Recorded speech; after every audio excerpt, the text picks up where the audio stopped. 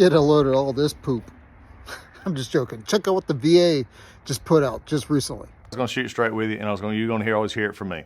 Well, I got a bit longer message for you today, so just bear with me because you'll want to hear what I'm going to say.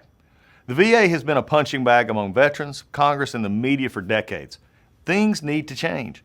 We owe America's veterans and the hundreds and thousands of excellent VA employees solutions.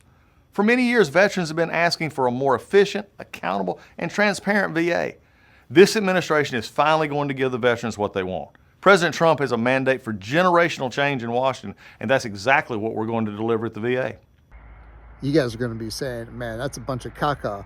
And I'm not talking about this stuff behind me. I'm talking about what the guy's about to tell you. Here, listen. We're going to make the department work better for the veterans, families, caregivers, and survivors we are charged with serving. And here's how we're going to do it. In response to President Trump's Department of Government Efficiency and Workforce Optimization Initiative, VA is conducting a department-wide review of its organization, operations, and structure. Central to these efforts is a pragmatic and disciplined approach to eliminating waste and bureaucracy, increasing efficiency, and improving health care, benefits, and services to veterans. This will be a thorough and thoughtful review based on input from career VA employees, senior executives, as well as the top VA leaders. Our goal is to reduce VA employment levels to 2019 in-strength numbers, roughly 398,000 employees, from our current level of approximately 470,000 employees. Now that's a 15% decrease. See, here's the problem that I have with this. That's a lot of people to be losing. And here's the thing, services have actually been increasing, not decreasing. So, and it's even budgeted for that. Now, the VA had a huge budget issue, and I don't know what's going on here, but for everybody that's affected on this, just know that you have a place here.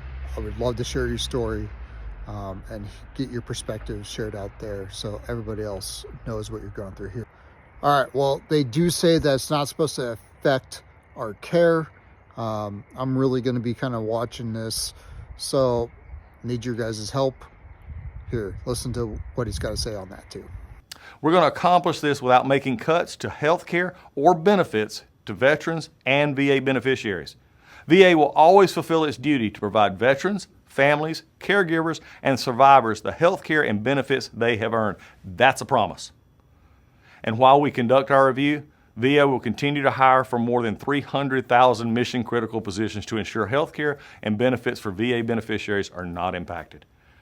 There are many people complaining about the changes we're making at the VA. But what most of them are really saying is, let's just keep doing the same thing at the VA has always done. No, not going to happen. The days of kicking the can down the road and measuring VA's progress by how much money it spends and how many people it employs rather than how many veterans it helps are over. Here's just one example. We're conducting a comprehensive review of the VA's 90,000 contracts, which are worth more than $67 billion. After reviewing roughly 2% of those contracts, we were able to cancel nearly 600 non-mission critical or duplicative agreements that will save the department roughly $900 million. Just imagine how much more we'll be able to save after we review the rest of VA contracts. The money we're saving by eliminating non-mission critical and duplicative contracts is money we're going to redirect to veteran-facing healthcare, benefits, and services, resulting in massive improvements in customer service and convenience. Improving services to the veterans is exactly why the VA exists.